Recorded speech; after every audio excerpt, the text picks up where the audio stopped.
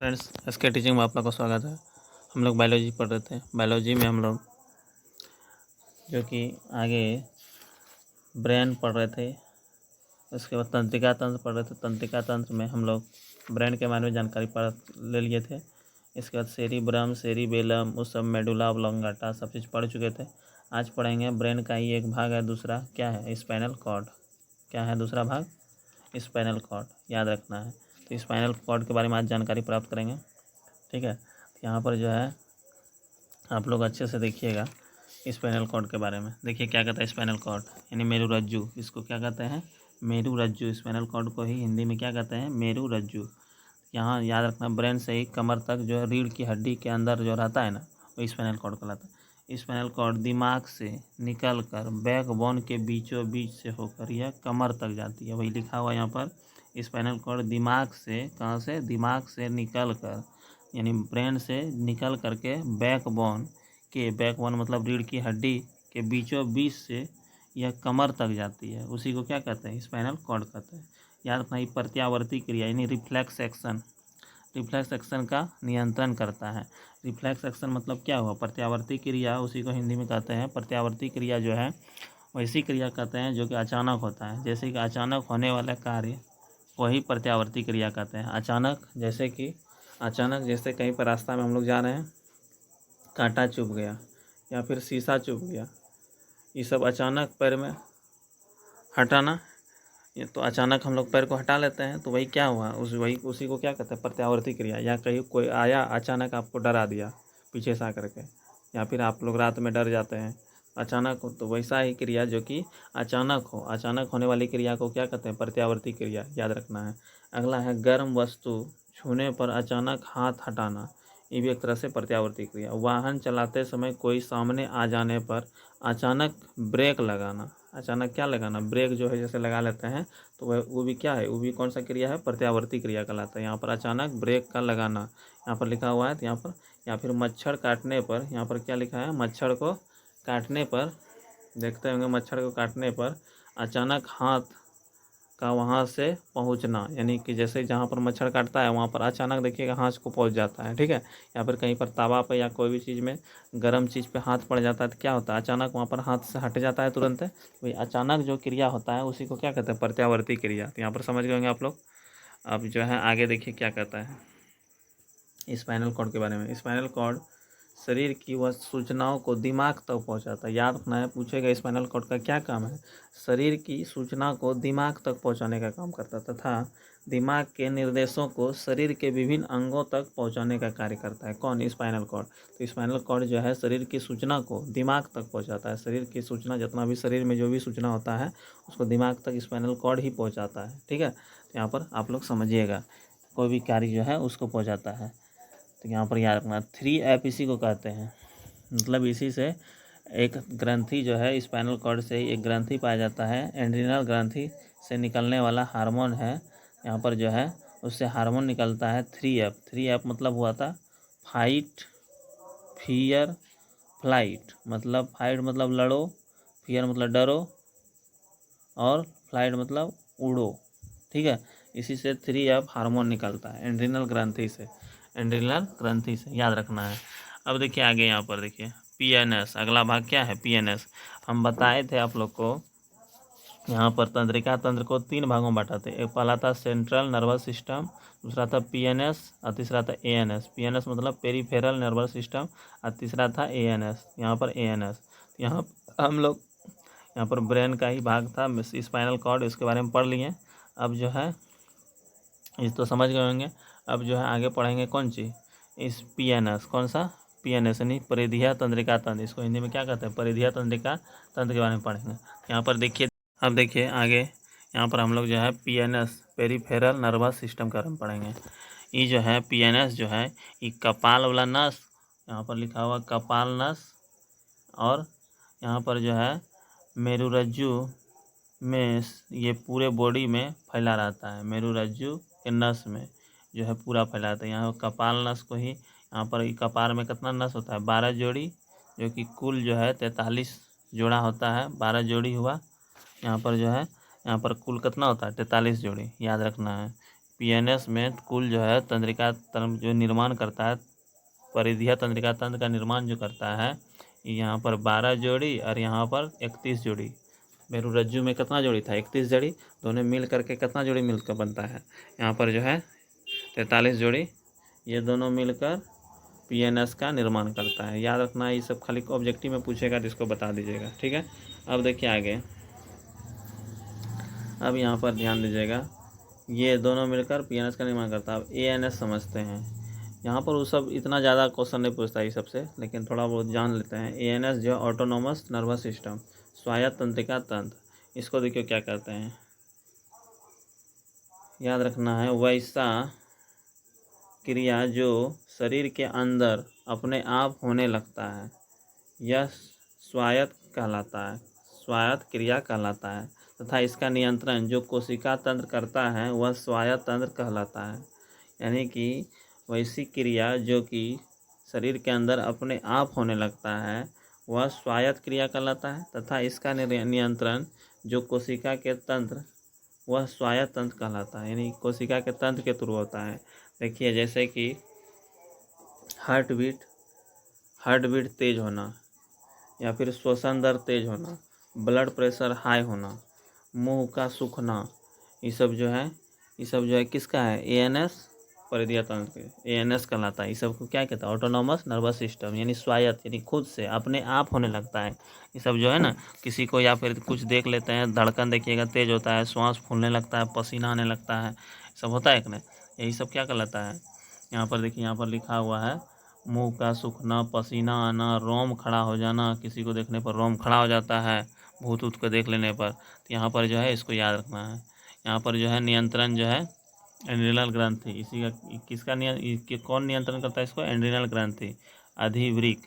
यहाँ पर बताए थे आपातकालीन हार्मोन निकलता है। कौन सा? आपातकालीन हार्मोन। और आपातकालीन हार्मोन जो है, एड्रिनल हार्मोन जो है, वो 3 तरह का 3F कहलाता है। उसी को 3F कहते हैं। बताया अभी, फियर, फाइट और फ्लाइट। यहाँ पर जो है डर, लड़ाई और उड़ना, इसी का हार्मोन निकल इसी से।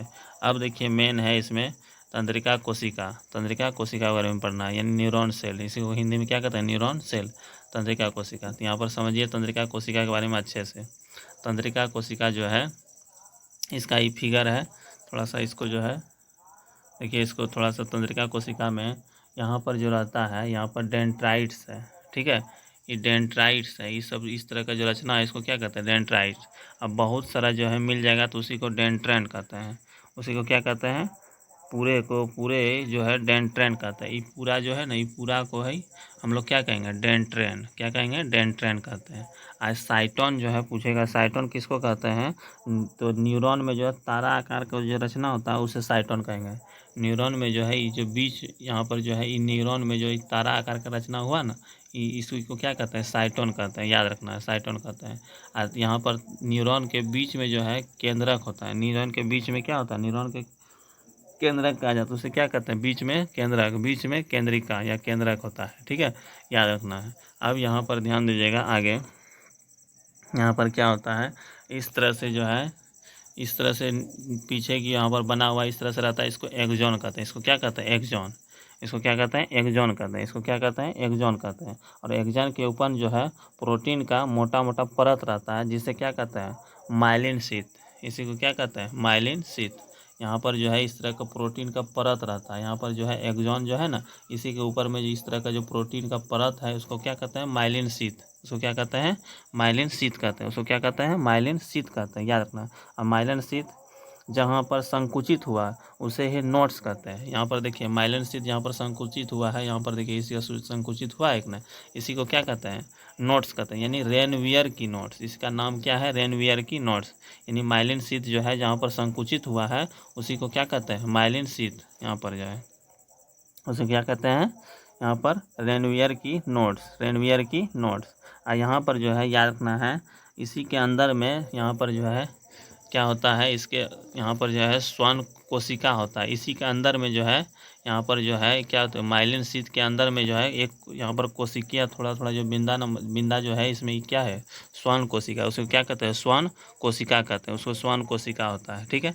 अब यहाँ पर इसको बता दिए आगे। अब यहाँ पर थोड़ा सा एक पॉइंट और है, क्या है ध्यान दीजिएगा, 2 तंत्रिका तंत्र, यहाँ पर जो है अब दूसरा तंत्रिका तंत्र यहाँ नीचे से जुड़ जाता है इस तरह से पीछे, फिर यहाँ पर जो है नीचे से यहाँ पर जो है यहाँ पर एक गांठ होता है, न्यूरॉन की गांठ, इसी क्या कहते हैं सूत्र, क्या कहते हैं सूत्र युग्मक गांठ, इसी को इसका गांठ का नाम क्या है, सूत्र युग्मक गांठ कहता है।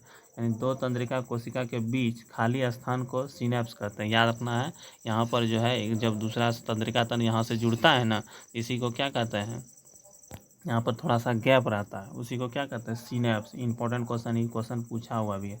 2 तंत्रिका तंत्र के बीच खाली स्थान को क्या कहते हैं, सिनेप्स, क्या कहते हैं सिनेप्स, याद रखना है।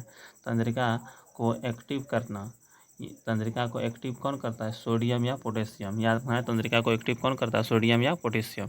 यहाँ पर जो है एक तरह से दूसरा जो है तंत्रिका कोशिका या न्यूरॉन जो है, न्यूरॉन कोशिका जो है, न्यूरॉन सेल यहाँ पर जुड़ जाता है, ठीक है।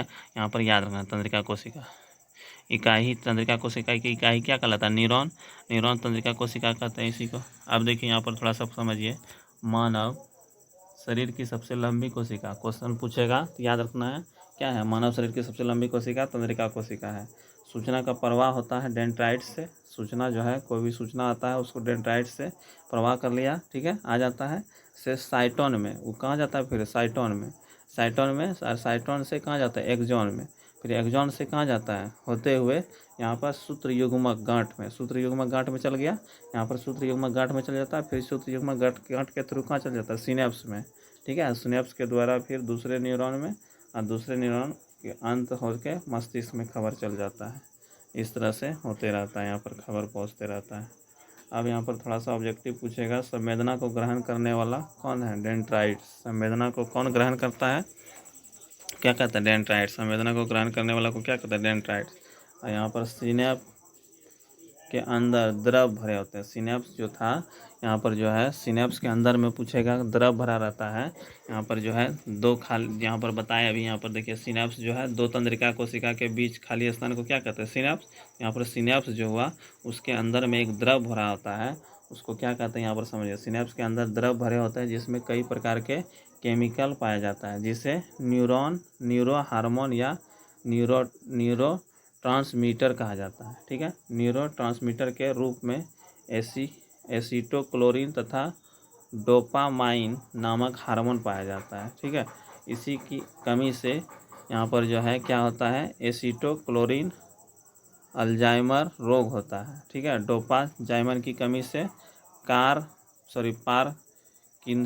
पार्किंसन नाम का बीमारी होता है, याद रखना है, याद रखना है। यहाँ पर जो है एसीटोक्लोरिन की कमी से कौन सा, अल्जाइमर होता है, अल्जाइमर बीमारी होता है। तो हम लोग जो है इसके बारे में पढ़ चुके हैं, किसके बारे में, तंत्रिका कोशिका के बारे में। यहाँ पर जो है जिसके बारे में इंपॉर्टेंट क्वेश्चन आप लोग को यहाँ पर याद रखना है, सिनेप्स, 2 तंत्रिका कोशिका के बीच खाली स्थान को क्या कहते हैं, सिनेप्स। इसके बारे में ऑब्जेक्टिव में पूछेगा तो याद रखना है। अब यहाँ पर जो है ये जो है इस तरह के गांठ जो होता है इसको डेंड्राइट्स कहते हैं।